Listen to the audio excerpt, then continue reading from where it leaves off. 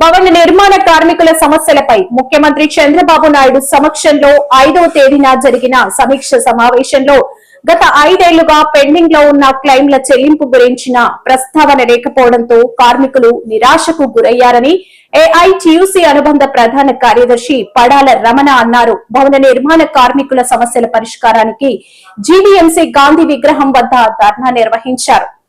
Release చేయాలి. Pending లో ఉన్న క్లెయిమ్స్ వెంటనే రిలీజ్ చేయాలి.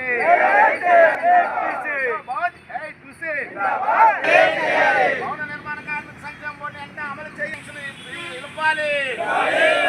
భవన నిర్మాణ కార్మిక పిల్లలకు స్కాలర్షిప్లు ఇవ్వాలి. భవన నిర్మాణ కార్మికుల ఐక్యత. భవన నిర్మాణ కార్మికుల ఐక్యత. Andhra Pradesh building construction workers union రాష్ట్ర ప్రధాన కార్యదర్శి ఏఐటియుసి ఈరోజు ప్రధానంగా రాష్ట్ర వ్యాప్తంగా ఇవాళ అన్ని జిల్లాల్లో మండల అలాగే జిల్లా కలెక్టర్ కార్యాలయం వద్ద మా నిరసనను ఆవేదనను రాష్ట్ర ప్రభుత్వానికి తెలియజేయాలని చెప్పి నిర్ణయం చేసి అందులో భాగంగా ఇవాళ విశాఖపట్నం కలెక్టర్ గారికి మీ ద్వారా మీ ఇప్పుడు ధర్నా అనంతరం మేము వివరణ కూడా ఇవ్వతాం. ముఖ్యంగా భవన నిర్మాణ కార్మికుల సంక్షేమ చట్టం అనేది ఇక్కడ గతంలో అమలయ్యేది. కానీ అమలయ్యేదాన్ని గత జగన్మోహన్ రెడ్డి ప్రభుత్వం వచ్చిన తర్వాత పూర్తిగా నిర్వీర్యం చేసి ఆ నిధులన్నింటినీ కూడా ఇతర అవసరాలు వాడుకున్న సందర్భంలో వీధుల్లోకి ఎక్కినటువంటి భవన నిర్మాణ కార్మికులందరికీ అండగా ఉంటామని చెప్పినటువంటి కూటమి ప్రభుత్వం అధికారులకు వచ్చి 2 ఏళ్ల తర్వాత కూడా మా వేదన అర్థం చేసుకొని ఈ నెల 5వ తేదీన ఒక సమీక్షా సమావేశం నిర్వహించారు. మేమందరివి ముఖ్యమంత్రి గారు ఒక మంచి నిర్ణయం తీసుకుంటారు. గతంలో ఉన్న ప్రభుత్వం చేసినటువంటి నిర్ణయాల కన్నా భిన్నంగా మరిన్ని మెరుగైన సౌకర్యాలు కార్మికులకు అందిస్తారని చెప్పి ఆశించాం. కానీ ఇవాళ ఆశించినటువంటి కార్మికుల కళ్ళల్లో కారం కొట్టే విధంగా ప్రభుత్వం కొన్ని చర్యలు చేపట్టింది. వాటిని మేము తీవ్రంగా ఖండిస్తా ఉన్నాం. ఎందుకంటే భవన నిర్మాణ కార్మికుల సంక్షేమ చట్టం ఇవాళ కొత్తగా వచ్చింది కాదు. గతంలో మా కూటమి ప్రభుత్వం గతంలో కూడా చంద్రబాబు ముఖ్యమంత్రి ఉన్నప్పుడు అమలు చేసినటువంటి పథకాలు ఏవైతున్నాయో అవన్నిటినీ కూడా అమలు చేయాలని మేము కోరుతా ఉన్నాం.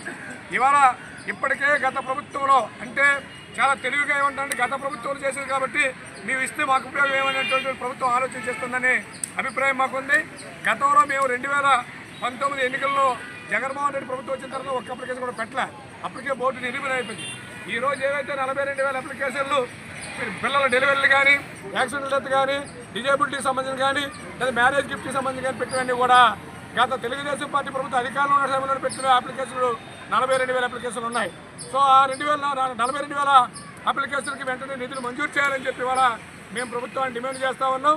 అదేవిధంగా గతంలో ఏదైతే వెల్ఫేర్ బోర్డు ద్వారా కార్మికులకి యాక్సిడెంట్లు చనిపోతే 5 లక్షల రూపాయలు ఫినరల్ ఛార్జీ కింద అంత్యక్రియలకు 20,000 రూపాయలు 5,20,000 ఇచ్చేవారు. ఈరోజు ఆ పథకాన్ని పూర్తిగా పక్కన పెట్టేశారు. అదేవిధంగా ప్రమాదవశత్తు గాయపడి పనికి కానీ లేకపోతే అంగవైకల్యం పొందిన కార్మికుడికి పర్సంటేజ్ పెట్టి బోర్డు ద్వారా కొంత ఆర్థిక సహాయం అక్కడ ఉన్న పరిస్థితిని పెట్టి ఇచ్చారు. ఇప్పుడు అది కూడా ఎత్తేసారు. కేవలం డెలివరీ మ్యారేజ్ సహజ మరణానికి 1,00,000 రూపాయలు అనేటువంటి పద్ధతిలో మాట్లాడుతూ ఇది ప్రభుత్వం మీరు ఇచ్చినటువంటి హామీని ఉల్లంఘించిన అవుతారు. మీరే కూటమి ప్రభుత్వం ఎజెండా పెట్టుకున్నారు. ఏమని చెప్పారు ఆ రోజు? గత ప్రభుత్వం జగన్మోహన్ రెడ్డి ప్రభుత్వం భవన నిర్మాణ నిర్ణయం చేసింది మీ డబ్బులు మీకు ఇవ్వడానికి ఈ ప్రభుత్వానికి ఏంటి నొప్పి అని చెప్పి ప్రశ్నించినటువంటి పవన్ కళ్యాణ్ గారు ఇవాళ మీరు అధికారులు వచ్చి 2 ఏళ్ళు అయిన తర్వాత ఇవాళ సన్నాయి నొక్కుల్లోకి సగం కటికలు పెట్టి ఆశపడ్డ కార్మికుల కళ్ళలో కారం కొట్టడం దుర్మార్గమైన చర్య. కాబట్టి ఏదైతే భవన నిర్మాణ కార్మిక సంక్షేమ చట్టం ఉందో చట్టంలో పొందుపరిచిన అన్ని అంశాలని అమలు చేయాలని చెప్పి ఏఐటీసీగా డిమాండ్ చేస్తూ ఉన్నాం. గౌరవ ముఖ్యమంత్రి గారికి వినయపూర్వకంగా మేము తెలియజేసేది ఏంటంటే ఇవాళ భవన నిర్మాణ కార్మికుల సంక్షేమ బోర్డులో ఉన్నటువంటి డబ్బుల్ని భవన నిర్మాణ కార్మిక ప్రయోజనాలు ఖర్చు పెట్టాలని సుప్రీంకోర్టు ఆదేశాలు ఉన్నప్పుడు కూడా అది పక్కలో పెట్టి ఇవాళ అనవసరమైన ఖర్చుల పేరుతో ఇవాళ ప్రచారం కోసమని లేకపోతే స్కిల్ డెవలప్మెంట్ పేరుతో ఇప్పటికే 90 కోట్ల రూపాయలు వాడేశారు మీరు. కాబట్టి వెంటనే గత ప్రభుత్వంలో తీసుకున్నటువంటి డబ్బుల్ని ఈ ప్రభుత్వం బోర్డుకి జమ చేయండి. మీకు